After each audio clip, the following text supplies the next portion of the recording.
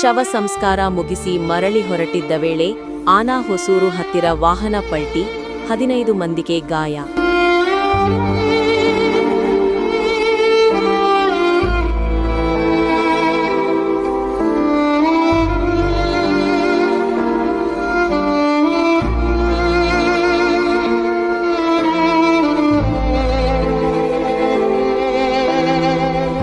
ತಾಲೂಕಿನ ಚೀತಾಪುರ ಗ್ರಾಮದಿಂದ ಟಾಟಾ ಏಸ್ ವಾಹನದೊಂದಿಗೆ ಲಿಂಗಸುಗೂರುನಲ್ಲಿಯ ಮೃತ ಕಾರ್ಯ ಮುಗಿಸಿಕೊಂಡು ಶವ ಸಂಸ್ಕಾರ ಮುಗಿಸಿ ವಾಪಸಾಗುತ್ತಿದ್ದ ವೇಳೆ ಟಾಟಾ ಏಸ್ ವಾಹನ ಪಲ್ಟಿಯಾಗಿ 15 ಜನ ಗಾಯಗೊಂಡ ಘಟನೆ ಆನೆಹೊಸೂರು ಗ್ರಾಮದ ಬಳಿ ಜರುಗಿದೆ.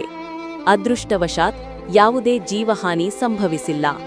ಸಣ್ಣಪುಟ್ಟ ಗಾಯಗೊಂಡ ಘಟನೆ ನಡೆದಿದೆ.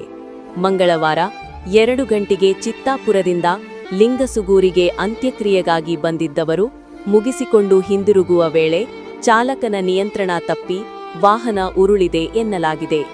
ಗಾಯಗೊಂಡವರನ್ನು ತಕ್ಷಣ ಸ್ಥಳೀಯರು ಲಿಂಗಸುಗೂರು ತಾಲೂಕು ಆಸ್ಪತ್ರೆಗೆ ದಾಖಲಿಸಿದ್ದಾರೆ. ಅದೃಷ್ಟವಶಾತ್ ಯಾವುದೇ ಪ್ರಾಣಾಪಾಯ ಸಂಭವಿಸಿಲ್ಲ.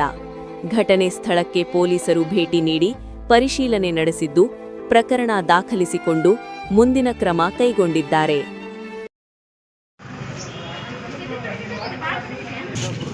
ಎಲ್ಲಿಗೆ ಹೋಗಿದ್ರಿ?